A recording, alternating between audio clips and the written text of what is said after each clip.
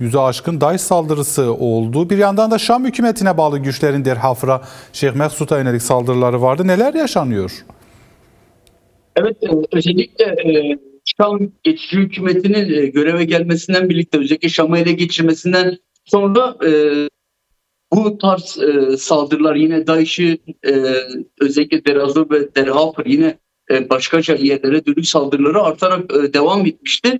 Özellikle son dönemde hem özellikle geçici Şam hükümeti Derhafr'a dönük saldırısıyla paralel olaraktan yine Şeyh Maksut ve Halep'e dönük ise çeşitli sızma girişimleri, yine çeşitli saldırı girişimleri ortaya çıkmıştı. Özellikle geçtiğimiz aylardan itibaren zaten yapılan anlaşmaya rağmen özellikle Halep özellikle Halep Meclisi ve yine Şeyh Mansur ve Eşrefiye Meclisi'nin aynı zamanda geçici Şam hükümeti arasında bir anlaşma gerçekleştirilmişti. Bu anlaşmaya rağmen özellikle bazı bölgelerde çünkü kontrol noktaları kaldırılmıştı. Yapılan anlaşma çerçevesinde birçok alandan kontrol noktaları kaldırılmıştı.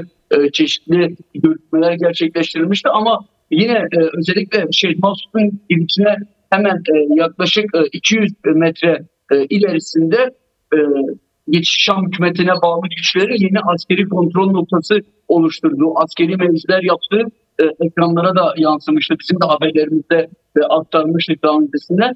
Özellikle bu bölgede yine ambargo devam ediyor.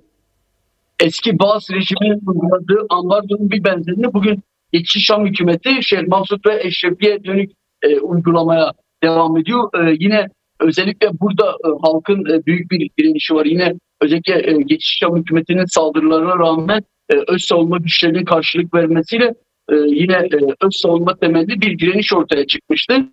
Çünkü halk kendini orada yıllardan beri öz savunma yöntemiyle korumaya devam ediyor, korumaya çalışıyor.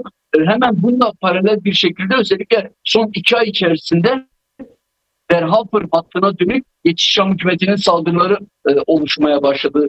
Saldırılar gün yüzüne çıkmaya başladı. Özellikle hem 10 Mart anlaşması sonrası bölgede bir fiili ateşkes söz konusuydu. Bu fiili ateşkes ilan ediliyor. Aynı zamanda da geçici Şam hükümeti Derhafr'ın hem önemini bildiğinden kaynaklı hem de burada yaşayan Arap halklarını baskı altına almak istemesinden kaynaklı bu bölgeye dönük yoğun saldırı gerçekleşiyor. Bu saldırılarla paralel bir şekilde ise DAEŞ'i de hareketlendiriyor. Özellikle Derazor hattında kimi geçici Şam hükümetine bağlı birkaç mıntıka var, bölge var. Bu bölgelerden örgütlenen DAEŞ çeteleri Derazor hattına da yoğun saldırılar gerçekleşiyor. Paralel bir şekilde saldırı gerçekleştiriyor. Bu kapsamda zaten geçtiğimiz günlerde KSD'nin bir açıklaması olmuştu. 10 aylık bir bilanço vermişlerdi.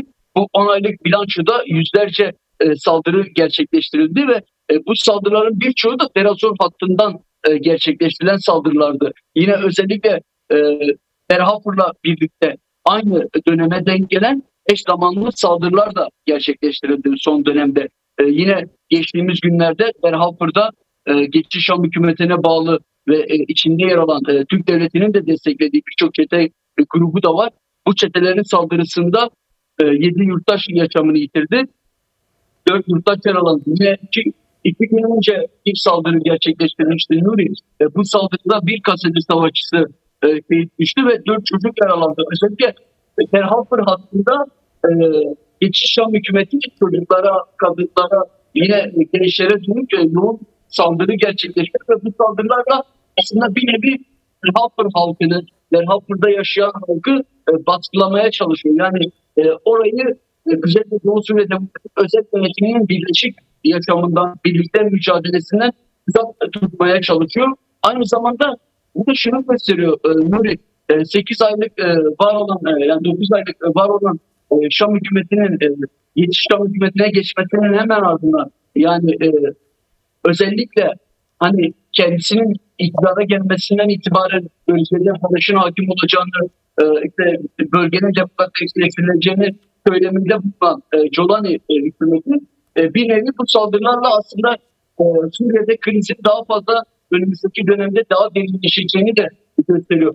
Bildiğiniz gibi Durum buyken senin de dikkat çektiğin üzere Jolani kravat taktırıldı. Şara ismiyle ABD'ye götürülüyor. Orada da tırnak içerisinde söyleyeyim, belki deyim yerindeyse parlatılıyor bir yandan da. Orada kimi şeyler de anlattı. Kürtlerin hakları var dedi, anayasal hakları var. Ademi merkeziyetçiliğin Türkiye için sorun olabileceğini söyledi. Bu durumu, bu tabloyu nasıl değerlendirirsin? Evet, bunu da ifade etmek gerekiyor. Birleşmiş Milletler'in 80. oturumunda konuştu Jolani. Evet. Yaptığı konuşmayla sahada aslında birbirine tutarsızlık olan birçok şey var. Özellikle anayasanın kendisi tarafından yapılması, yine özellikle seçim kararı almışlardı, seçimi gerçekleştiremediler. Seçim kararı almışlardı ve seçimlerde yine Kuzey ve Doğu Suriye özel yönetimi, Süveyda, yine Alevi halklarının yaşadığı birçok kentler yok sayılmıştı. Aynı zamanda bununla birlikte ise Jolani'nin yaptığı dün açıklamaların içerisinde yer alan özel bir bu durum var, yani bir madde var ya da bir yer var. Şöyle diyor ki halklara karşı suçları işleyenler yargılanacaktır, hesap sorulacaktır. İlk başta kendisinden hesap sormak gerekiyor. Çünkü yıllardan beri halklara karşı onlarca, binlerce suç işlemiş bir tanesi ve özellikle ABD'nin ya da Türkiye'nin desteğiyle bugün ABD'de BM toplantısında konuşabilen bir kişi. Şunu da ifade edeyim.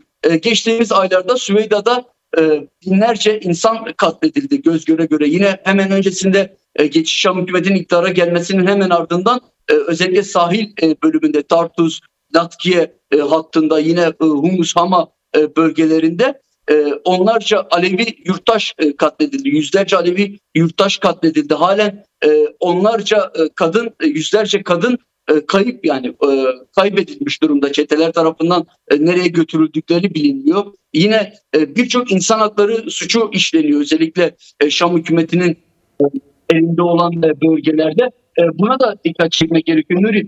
Özellikle BM toplantısında birçok şeyi gündeme getiren Jolani aynı zamanda yaptıklarıyla birlikte hiçbir şeyin sahada aynı olmadığını gösteriyor. Çünkü katliamlar devam ediyor. İşte en son Derhafır'da yaşanan katliam, sivil katliam, yine Süveyda'da yaşanan katliam, ki Süveyda'da halen ambargo uygulanıyor. Şeyh Maksud'da halen bir ambargo söz konusu. Yani bunlar da aslında önümüzdeki dönemde de Suriye'nin bu şekilde devam etmesi durumunda krizin daha fazla derinleşeceğini söyleyebiliriz.